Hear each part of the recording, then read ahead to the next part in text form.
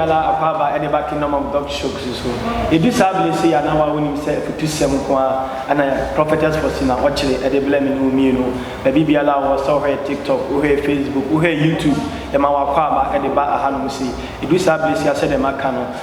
hunhum nsem a ebu anipa e wa ablabom nyamdifo nyamede mo sa be bladom no wo ye hunhum de enso no de fitusem a ebu anipa e wa ablabom ede ma wo nyame wo hira wo ka wo se wajibre na wo ba biti Prophetess Faustina Okyere asafo anyamedifo eda no Jesus in charge ministry asafo no kese pa wa Asante Achema gogo e ho na prayer camp kese e wo a wo bi yare wo bi abodam yare kranko bi da oni pa bi so betimi na ba be hia homu maame e wo Asante Achema gogo sa no so na asori ni bi nso e wo Kumase e bu okwa kupon nyame yadom every Friday bi homu maame etena se e de nyame ogie e de bre nyame mba sa so na asafo ni bi nso wo Accra amasama do blogo no se woni pa bi wo Accra nwama na edi namba na etwabu TV na se no ana se namba na ekoso no nwama nipa no afa oba be hia huhumu maame enyuma panti dudu ne se huhumu maame ye huhumu maame agi akonya na watena se na woni se edu sablese nso a ensem no ano odene e batu yuso ne ahoden so e be konya medifo na yakwa koma no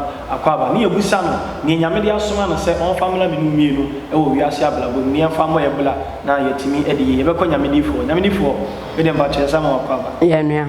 bacho bibia bokodi awrade adom yeda Yesu ase eme se arefo ne atiefo nyina aye ready awo mo twen niema pa nyame ede ema o se enen so fable nyame ma meda wase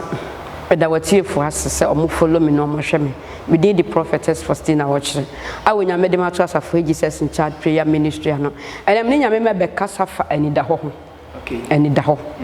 ye kasa ANIDAHO a e ka niema bebre nipa bi na ni na ho no ntimi nko na ni mu abrabo obo nso obi akọ na ni mpa no be na ni da ho che ni da ho ho asam na me ne watiefo be che ni titi yo adofo amutimi said yakoye mu ma me ho na yakwa koma na kwa ba no the topic here ne wode ebre me no mi no say ANIDAHO woni pa bi ahia ANIDAHO ablabo ayebui se woni ANIDAHO a ye wo ye bia entimi enyeyi eno ntina nyamedifo atena se ene ede abutu semo a ebeboa me no mi no nyina me fa me de na nim se won so be fa wo de ebre ni nti ye be sa nyamedifo na ode ye wuram into deep near ANIDAHO eye faso dia ANIDAHO timi ni ble nipa odofo tena se na tie asem na asem no kwawe ye no e wo se obema wani adaho na blabo iwatimi aboni nyamedifo be de sama kwa ba bi ye nua ba cha me se na o topic ni mood ba na emodu sumi ni se be bua me ni matiefo ni ampa tino pa cha meda wase ANIDAHO ye kasa ANIDAHO obi e wani na ho bia ntimi kwa wanim entimi di David ena ebe kasa okay onyame ka che David bedi Israel so hene na da ma obedi ahenie no na so ye wo hen e Israel ba David ba ye no awo ba Israel no oba Israel na bla na Goliath tata Israel form abla Goliath tata Israel form no na David ka che ni nuanom se metimi akum Goliath wonwam se firi okọ ya kola ketoa ANIDAHO ne bi no kokokokwa no ama ha de nipa ne kan na mu David abam ofa kire ba ekon na se because no ma boni se dwabo enti o ka kire wonwam se metimi akum Goliath no wonwam se ko ya kola ketoa ANIDAHO ni mu a be ma ni jano bla no de no betima ya ma jano sister njana kire de edan na wusi no disika no so ANIDAHO ma anipa afutu boni bi etimi yetimi fa na ede yakọ ha mu enti David nuam ka che David say hwe na wa ama ho na untimi kum Goliath nyamedifo we dem pacho bi sase obi tie ye obi ehwe ye oni be ma bi na ebre ebi no woni ne hyase no enema enkoye se de wo ka se obi ka se wonja no se nipa no tie wo hwe de na obeka che se nipa afutu am be man ne say ANIDAHO na sam na ye ka no obu wo hu destiny ana wo hu shira no akko atiam eti nkrofo no Goliath David nuam hu David nshira David boni nuam amane se o Goliath ya wo ha metimi eku no o se ko mema ha David antie ni nuam wo nuam wo sa afacha na se ba David ye dan wo ba ho ebetimi kum Goliath okum Goliath wie no so ye dan ekutia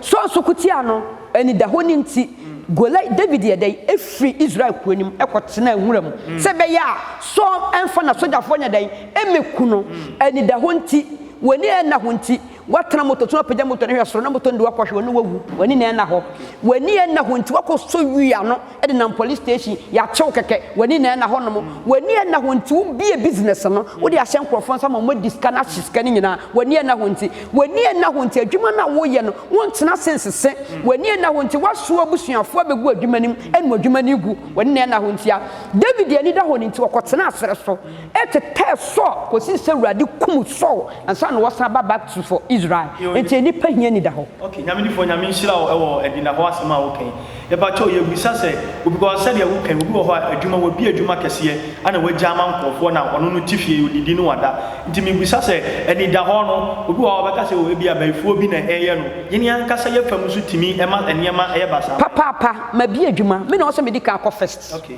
adwuma wo se me di ka ko first obi acha so na government acha ma ni nguda me asole amati bie ni ho agu because me no ade na me ye no intention wo so eti wo na ye me boafa ba na me di ka ate ho so ate ase tadwuma na wa bie no wo na wo se wo tena ho ehunu be to wo mo boa wo ne so ontimi nwia wo ontimi nya wo hwe so ate ase ba wo te fie de dida wo mbe wia agu adwuma no wo mwe mekwa konya adwuma ni wo ba bi fro de aye wani na ho nti wo di wo ku a wo te abroche number ama wadanfo okay nyame fo sa de ne ekozo ba hu ana danfo one ne nam e bia ni kunu no wa roche se de wo kan nanso ni na busuafo obia wo ni kunu obo hu na danfo kra gi ni kunu afiri ni se meka say obi adanfo agi ni kunu afiri ni se what ase obi adanfo agi ni bibi obo se wadanfo ba bia wo ton ne ma no enam se wo ka dwuma ni mu sam cheni ba bia wo tan ade no obo se wadanfo no so akọ the same edwani bi no de besi wo eye wani na ho se wo ma na ehu ne wo mu a ka wonya adwen foforo so be de obeye bi timi tu obi biala fo so obi biala ma nani na ho enipa ye nam mienu se nipa ye 100 na papa wo mu ye 20 80% ne nipa bonefo eyi nipa bonefo enti hweyie na sugi nipa di na fa wakoma mom di awurade achi na prepare ni da ho bibia wo ye ne dwen ho ba komienu ensam no kasa aye ajabi awurade nhyira no nka ho me di Prophetess Faustina Okyere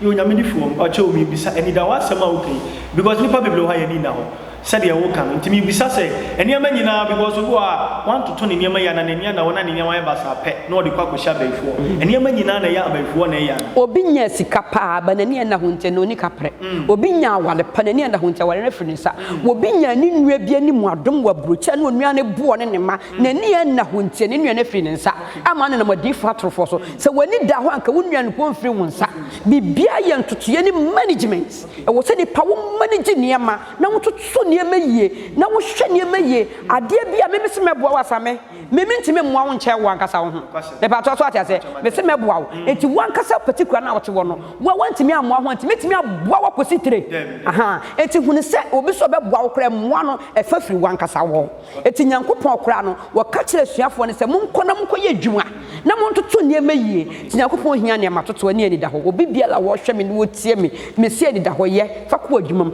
fa ko awalem fa ko abro no so fa ko asafo mu na awurade be hyira wo ama de wo ye nyina ye yo arafo am hwe nyame onhyira wo se wo hweki na wo god talk so huhumu ma me se dem din kan ka che ono wo ye huhumu de no wo ye honam fam so de enye huhumu niema nko ana wo ye honam so de afutu e be boa me ni mienu afutu e de be bobla because ye wasase su nyina no enye niema nyina na ya baifo se de huhumu ma me e kan ade bi wo ho wa ankasa use common sense ana se ma wani nye dai enna ho yesu ka che suafo no se mo mani na ho otam bon sam nam se jata oba woni ba bia e be ban wo ye kristo ni ana wo ye obi a wutie yen na pesa ablabo wo bo na wo bo ni yie na wo nyame ani monyamo a e wo se wo ma wani e dai e da ho wo ma me na yete ne nka no nyame onhyira wo se wo tie yen ene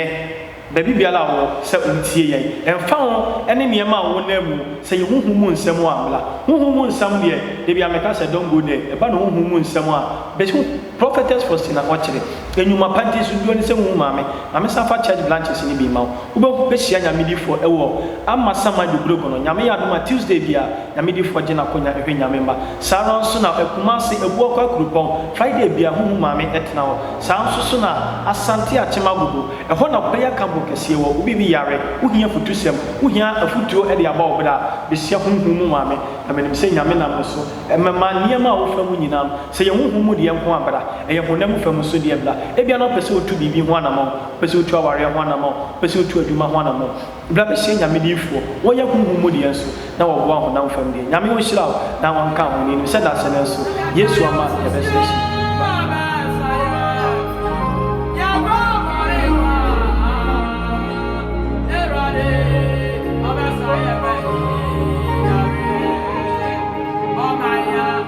Oh my,